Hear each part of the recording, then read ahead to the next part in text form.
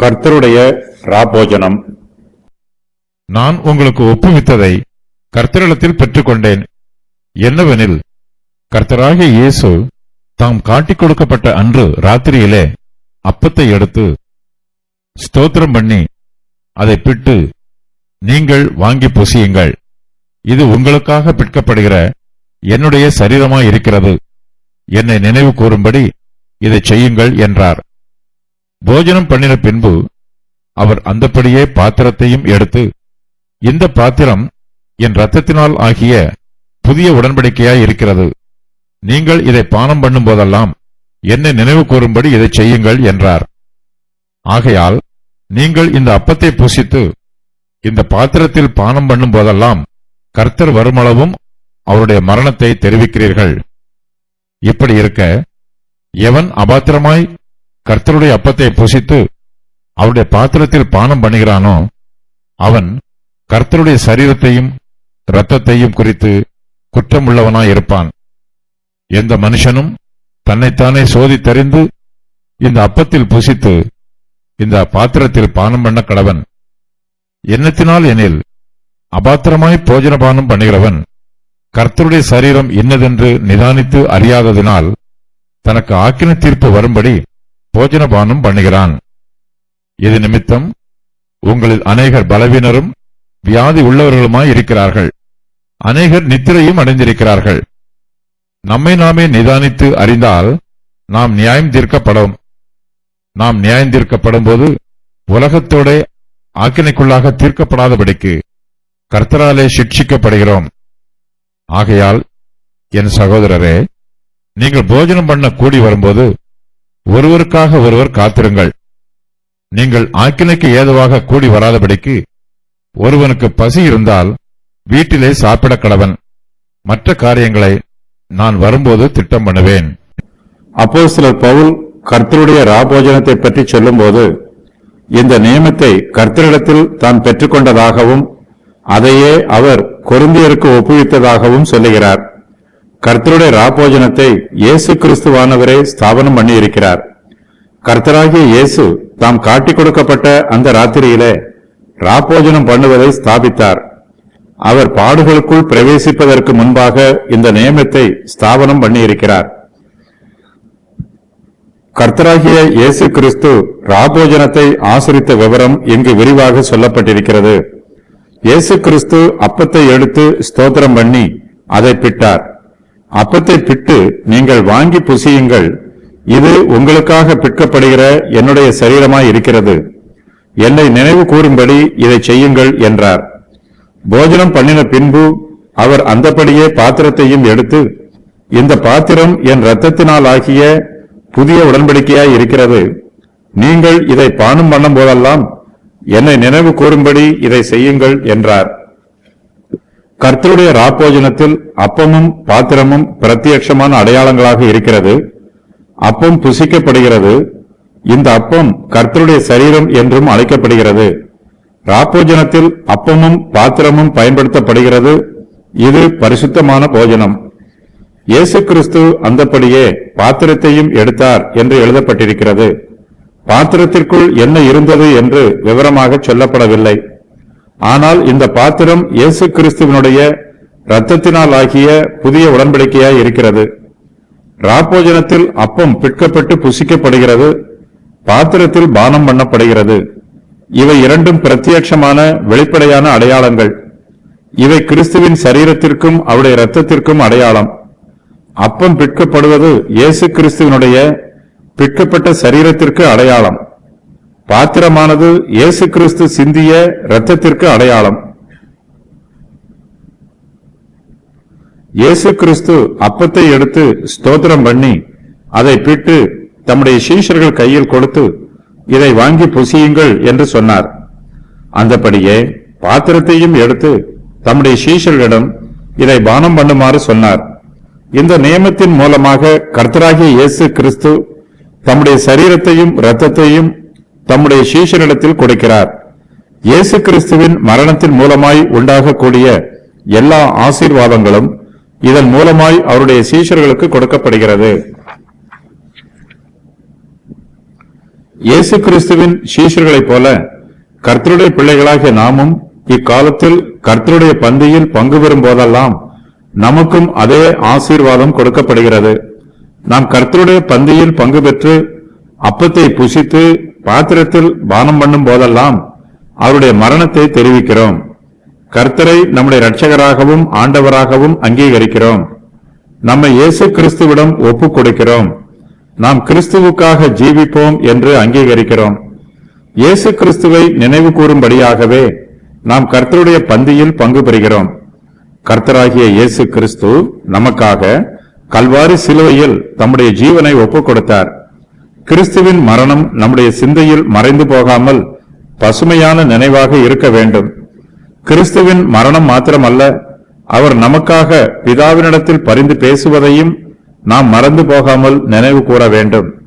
அப்பத்தை புசித்து பாத்திரத்தில் பானம் பண்ணும் போதெல்லாம் கர்த்தராகிய இயேசு கிறிஸ்துவையும் அவர் நமக்காக மரித்ததையும் நினைவு கூறுகிறோம்.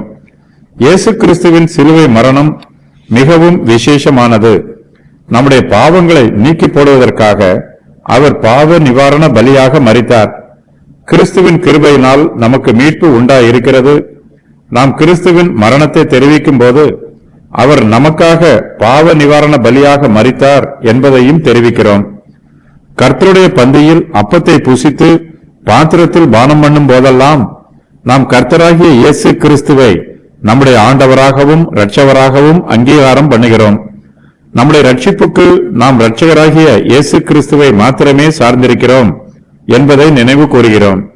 கர்த்தராகிய இயேசு கிறிஸ்துவின் மூலமாய் தேவனுடைய சமூகத்தில் நாம் அங்கீகரிக்கப்படுகிறோம் என்பதையும் அறிவிக்கிறோம். நாம் கிறிஸ்துவுக்கு உரியவர்கள் என்பதையும் இதன் மூலம் சாட்சியாய் சொல்லுகிறோம். நம்முடைய சரீரத்தின் பசியை போக்குவதற்காக நாம் அன்றாடம் போஜனம் பண்ணுகிறோம். ஒவ்வொரு நாளிலும் ஒன்றுக்கு மேற்பட்ட தடவை புசிக்கிறோம். அதுபோலவே கர்த்தருடைய ராப்போஜனத்தில் நாம் அடிக்கடி பங்கு பெற வேண்டும். நமக்கு ஆவிக்குரிய போஜனம் தேவை. எப்போதாவது ஒரு தடவை மாத்திரம் ஆவிக்குரிய போஜனத்தை பெற்றுக்கொண்டால் போதாது. நாம் அடிக்கடி ஆவிக்குரிய போஜனம் பண்ண வேண்டும். வாழ்க்கையில் ஒரு தடவை மாத்திரம் கர்த்தருடைய பந்தியில் பங்கு பெற்றால் போதும் என்று நினைத்து பந்தியில் பங்கு பெறுவதை நிறுத்திவிடக்கூடாது. கர்த்தர் வருமளவும் அவரை நினைவு கூறும்படியாக கர்த்தருடைய பந்தியில் அப்பத்தை புசித்து பாத்திரத்தில் பானம் பண்ண வேண்டும். கர்த்தருடைய பந்தி நமக்கு தற்காலிகமான நியமமாக கொடுக்கப்படவில்லை. இது கர்த்தர் வருமளவும் நித்திய நியமமாக நமக்கு கொடுக்கப்பட்டிருக்கிறது. கர்த்தருடைய பந்தியில் பங்கு பெறுகிறவர்கள் இருதயத்தில் பரிசுத்தத்தோடு பங்கு பெற வேண்டும். கர்த்தருடைய அப்பத்தை அபாத்திரமாய் புசிக்கிறவனுக்கும் அவருடைய பாத்திரத்தில் அபாத்திரமாய் பானம் பண்ணுகிறவனுக்கும் ஆக்கினை தீர்ப்பு வரும். அவன் கர்த்தருடைய சரீரத்தையும் இரத்தத்தையும் குறித்து குற்றம் உள்ளவனாய் இருப்பான். இயேசு கிறிஸ்துவின் இரத்தத்தினால் நம்முடைய பாவங்கள் கழுவப்படும். கர்த்தருடைய பந்தியில் அபாத்திரமாய் பங்கு பெற்றால் நம்முடைய பாவம் கழுவப்பட்டு நாம் சுத்திகரிக்கப்படுவதற்கு பதிலாக கர்த்தருடைய இரத்தத்தை குறித்து நாம் குற்றம் உள்ளவர்களாக இருப்போம். கர்த்தருடைய பந்தியில் அபாத்திரமாய் போஜனம் பண்ணுகிறவன் தனக்கு ஆக்கினை தீர்ப்பு வரும்படி போஜனம் பண்ணுகிறான். இப்படிப்பட்டவர்கள் தேவனை எரிச்சல் அடைய செய்கிறார்கள். தங்களுக்கு தாங்களே ஆக்கினையும் தண்டனையையும் வருவித்துக் கொள்கிறார்கள். கர்த்தருடைய பந்தியில் அபாத்திரமாய் பங்கு பெற்றால் ஆக்கினை தீர்ப்பு வரும் என்று நினைத்து பயந்து கர்த்தருடைய பந்தியில் பங்கு பெறாமல் அதை விட்டு விலகி ஒதுங்கி போய்விடக் கூடாது. நம்முடைய மனதை சோர்வடைய செய்வதற்காக பவுல் இந்த எச்சரிப்பின் வார்த்தைகளை எழுதவில்லை. கர்த்தருடைய பந்தியில் பங்கு பெறுவது விசுவாசிகளாகிய நமக்கு கிடைத்திருக்கிற மிகப்பெரிய சிலாக்கியம். கர்த்தர் வருமளவும் கர்த்தருடைய அப்பத்தை புசித்து அவருடைய பாத்திரத்தில் பானம் பண்ணுவது நம்முடைய கடமை. இதன் மூலமாய் நமக்கு சரீரத்திற்குரிய ஆசீர்வாதங்களும் ஆவிக்குரிய ஆசீர்வாதங்களும் கிடைக்கும். நாம் இந்த ஆசீர்வாதங்களை பெற்றுக்கொள்ளக் கூடாதபடிக்கு சாத்தான் நமக்கு விரோதமாக கிரியை செய்வான். கர்த்தருடைய பந்தியில் நாம் பங்கு பெறாதவாறு நம்மை தடை பண்ணுவான். நம்முடைய இருதயத்தை சோர்வடைய செய்வான். கர்த்தர் வருமளவும் அவருடைய பந்தியில் நாம் பங்கு பெற வேண்டும். கர்த்தருடைய அப்பத்தை புசித்து அவருடைய பாத்திரத்தில் பானம் பண்ணி கர்த்தர் வருமளவும் அவரை நினைவு கூற வேண்டும். அவருடைய மரணத்தை தெரிவிக்க வேண்டும். கொரிந்தியர்கள் கர்த்தருடைய பந்தியில் பங்கு பெற வரும்போது கர்த்தருடைய சரீரம் இன்னதென்று நிதானித்து அறியாமல் போஜன பானம் பண்ணுகிறார்கள். தங்களுக்கு ஆக்கினை தீர்ப்பு வரும்படி கர்த்தருடைய பந்தியில் பங்கு பெறுகிறார்கள். கர்த்தருடைய பந்திக்கும் உலக பிரகாரமான பந்திக்கும் வித்தியாசம் தெரியாமல் இருக்கிறார்கள். இதன் நிமித்தம் அவர்களில் அநேகர் பலவீனரும் வியாதி உள்ளவர்களுமாய் இருக்கிறார்கள். அநேகர் நித்திரையும் அடைந்திருக்கிறார்கள். நாம் கர்த்தரால் சிட்சிக்கப்படும் போதும் அவரால் ஆசீர்வதிக்கப்படுகிறோம். நாம் நியாயம் தீர்க்கப்படும் போது உலகத்தோட ஆக்கினைக்குள்ளாக தீர்க்கப்படக்கூடாது. அதற்காகவே கர்த்தராலே சிட்சிக்கப்படுகிறோம். நம்மை நாமே நிதானித்து அறிந்தால் நாம் நியாயம் தீர்க்கப்படும். நாம் ஆக்கினைக்குள்ளாக தீர்க்கப்படக்கூடாது என்பதற்காகவே கர்த்தர் நம்மை சிட்சிக்கிறார். கர்த்தர் யாரை அதிகமாய் நேசிக்கிறாரோ அவர்கள் கெட்டுப்போகக் கூடாது என்பதற்காகவும் அவர்கள் உலகத்தோட ஆக்கினைக்குள்ளாக தீர்க்கப்படக்கூடாது என்பதற்காகவும் கர்த்தர் அவர்களை அவ்வப்போது சிட்சிக்கிறார். பிள்ளைகள் சீர்கெட்டு போகக்கூடாது என்பதற்காக பெற்றோர் பிரம்பை கையாளுகிறார்கள், அதை மென்மையாக பயன்படுத்துகிறார்கள். அதுபோலவே கர்த்தர் நம்மை சிட்சிக்கும் போது ஒரு தகப்பன் தன் பிள்ளையை அன்பாய் நேசித்து திருத்துவது போல நம்மை திருத்துகிறார். இப்போது நாம் சிட்சிக்கப்படவில்லை என்றால் முடிவில் அழிந்து போவது நிச்சயம். நாம் நித்தியமாய் அழிந்து போகக்கூடாது என்பதற்காகவே கர்த்தர் நம்மை சிட்சிக்கிறார். கர்த்தருடைய பந்தியில் பங்கு பெற வருகிறவர்கள் தங்களை தாங்களே நிதானித்து அறிய வேண்டும். கர்த்தருடைய பரிசுத்த பந்தியில் பங்கு பெற வரும்போது நம்முடைய இருதயத்தை நாம் சோதித்து பார்க்க வேண்டும். கர்த்தருடைய பரிசுத்த நியமத்தில் சுத்தமுள்ள இருதயத்தோடு பங்கு பெற வேண்டும். கல்யாண விருந்தில் கல்யாண வஸ்திரம் தரித்து அந்த பந்தியில் பங்கு பெறுவது போல கர்த்தருடைய பரிசுத்தமான பந்தியில் நாம் பரிசுத்தமான இருதயத்தோடு பங்கு பெற வேண்டும். நம்மை நாமே நிதானித்து அறிய வேண்டும். நம்மிடத்தில் பாவம் காணப்படுமானால் கர்த்தருடைய சமூகத்தில் நம்முடைய பாவங்கள் மன்னிக்கப்பட வேண்டும் என்று பயபக்தியோடு அறிக்கை செய்ய வேண்டும்.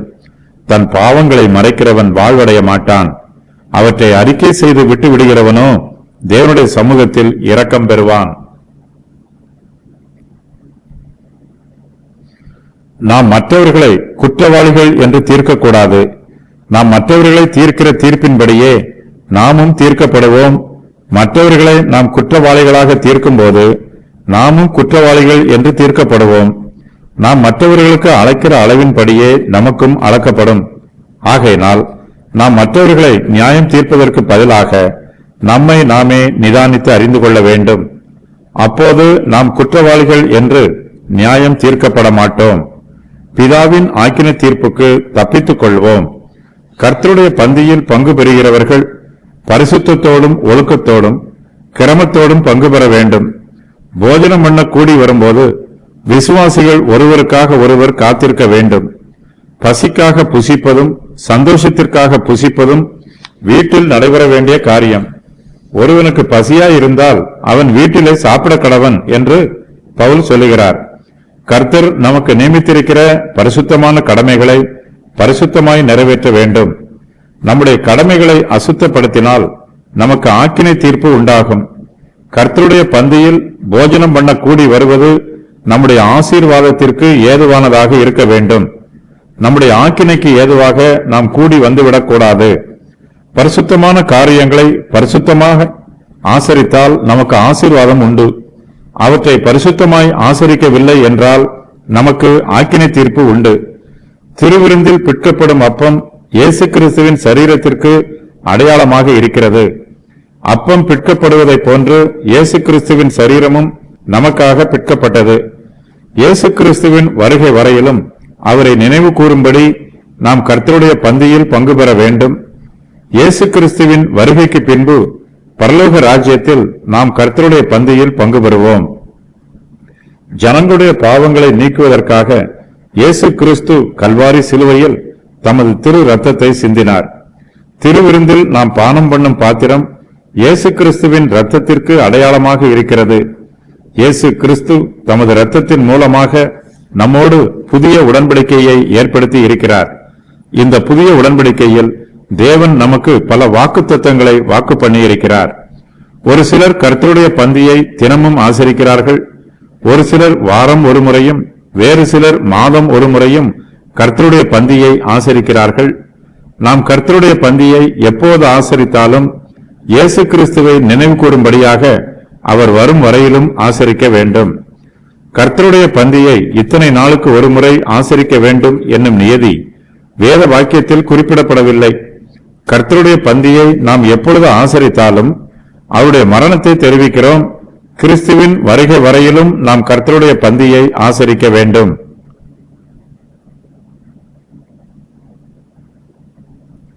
கர்த்தருடைய பந்தியில் அபாத்திரமாய் பங்கு பெறுதல். கர்த்தருடைய பந்தியில் பொறாமையோடும் பிரிவினையோடும் பங்கு பெறுதல். கர்த்தருடைய பந்தியில் மார்க்க பேதங்களோடு பங்கு பெறுதல். கர்த்தருடைய பந்தியில் பெருந்தீனியோடும் குடிவெறியோடும் பங்கு பெறுதல். கர்த்தருடைய பந்தியில் தேவனையும் தேவனுடைய சபையையும் அசட்டை பண்ணி பங்கு பெறுதல். கர்த்தருடைய பந்தியில் இல்லாதவர்களை வெட்கப்படுத்தி பங்கு பெறுதல். கர்த்தருடைய பந்தியில் அதன் உண்மை பொருளை புரியாமல் அவிசுவாசத்தோடு பங்கு பெறுதல். கர்த்தருடைய பந்தியில் பாவ ஜீவியத்தோடும் பாவ அறிக்கை பண்ணாமலும் பங்கு பெறுதல். கர்த்தருடைய பந்தியில் தன்னைத்தான் சோதித்தறியாமல் அபாத்திரனாக பங்கு பெறுதல். கர்த்தருடைய பந்தியில் பங்கு பெறுகிற ஒவ்வொருவரும் தன்னைத்தானே சோதித்து பார்க்க வேண்டும். தன்னிடத்தில் பாவம் காணப்படுமானால் அதை கர்த்தரிடத்தில் அறிக்கையிட்டு அவருடைய மன்னிப்பை பெற்றுக்கொள்ள வேண்டும். கர்த்தருடைய பந்தியில் அபாத்திரனாக பங்கு பெறுவதை விட பங்கு பெறாமல் இருப்பதே சிறந்தது. கர்த்தருடைய பந்தியில் அப்பமும் ரசமும் பரிமாறப்படுகிறது. அப்பம் இயேசு கிறிஸ்துவனுடைய சரீரத்திற்கு அடையாளமாகவும் ரசம் இயேசு கிறிஸ்துவின் இரத்தத்திற்கு அடையாளமாகவும் இருக்கிறது. கர்த்தருடைய பந்தியில் பங்கு பெறுகிறவர்கள் இதை நிதானித்து அறிய வேண்டும். இதனால் வரும் ஆசீர்வாதங்களை புரிந்து கொண்டு கர்த்தருடைய பந்தியில் பங்கு பெற வேண்டும். கர்த்தருடைய பந்தியில் பரிமாறப்படும் அப்பம் இயேசு கிறிஸ்துவின் சரீரத்திற்கு அடையாளம் என்பதை நாம் உணர்ந்து கொள்ள வேண்டும். இயேசு கிறிஸ்துவின் தழும்புகளாலே நாம் குணமாக்கப்படுகிறோம்.